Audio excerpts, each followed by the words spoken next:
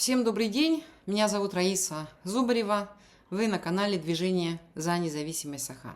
Сегодня у нас очередной выпуск новостей. Прежде чем я начну, я попрошу всех тех, кто сейчас меня смотрит, подписаться на наш канал, поставить лайк этому и другим видео, оставить свой комментарий.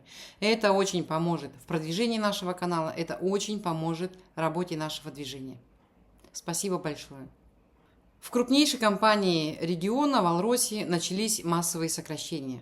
Алроса на грани банкротства. СМИ опубликовали внутренний приказ руководства предприятия об оптимизационных мероприятиях. Но за этим сухим словосочетанием скрыты увольнения, неоплачиваемые отпуска и неполный рабочий день. Первой жертвой из 26 дочерних компаний Алросы стали Алмазы Анабара. Мужчин, которые готовились лететь на вахту, развернули прямо в аэропорту. Мол, топлива нет, отопления на базе нет, а если честно, то и работы тоже нет. Для семей алросовцев это катастрофа. Еще один признак нагрянувшего кризиса. В 2026 году дивидендные поступления от Алросы в бюджет республики рухнут почти на 70%. Айсен Николаев вместе с подельниками делает все, чтобы и Саха, и якуты остались без средств к существованию. Ведь его главная задача – отдать наиболее лакомые территории под федеральный контроль Кремля. Людей увольняют сотнями под формулировкой оптимизации. Власть объясняет это падением мировых цен на алмазы. Но мы-то с вами, жители республики, понимаем, что под прикрытием кризиса идет зачистка социальных гарантий и рабочих мест. В республике и в самой компании Алроса нет денег. Вместо устойчивой работы и достойных зарплат нас с вами ждет туманное будущее. На фоне этой оптимизации очередная трагедия в Якутске. Сгорел дом, в пожаре погибли дети. Сегодня днем в Якутске произошла трагедия. В аварийном двухэтажном деревянном доме по улице Халтурина вспыхнул пожар. Огонь охватил около 50 квадратных метров. Погибли 3, мужчина и 2 детей, 11 и 14 лет. Еще один человек пострадал. Дом, построенный в 1971 году, уже давно числится в списке аварийных. И это не единичный случай. Все мы знаем, что по Якутску десятки таких старых деревянных домов, в которых до сих пор живут семьи с детьми. Жильцы этих домов регулярно обращаются к властям. СМИ по много раз в год дают огласку этой проблеме. Люди просят расселения. Но ничего не меняется.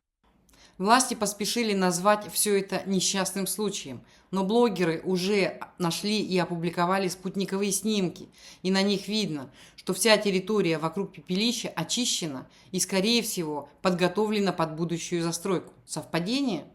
Мы-то с вами в совпадение давно не верим. Там, где должны быть школы и детские площадки, появляются площадки под строительство. После пожара чиновники повторяют старую песню: проверим, выясним, окажем помощь. Но помощь-то нужна была еще живым детям, а не мертвым.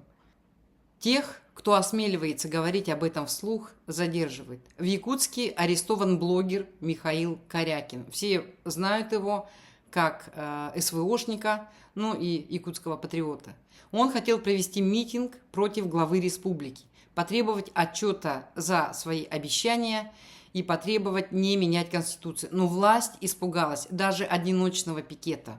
На свободу вышел ветеран СВО Михаил Корякин. Его арестовали на 10 суток за призыв к митингу против поправок в Конституцию. Также он призывал Саха всем вместе добиться отставки Айсена Николаева, который пошел против собственного народа. В опубликованном видео Корякин рассказал, что его задержали по беспределу. Я думал, что меня после штрафа отпустят, я же защитник Родины, СВОшник. В общем, по беспределу 10 суток в тюрьме провел. Но ничего, они тоже с должности уйдут. Постоянно не будут занимать. Вот увидите, у них сейчас ресурс есть.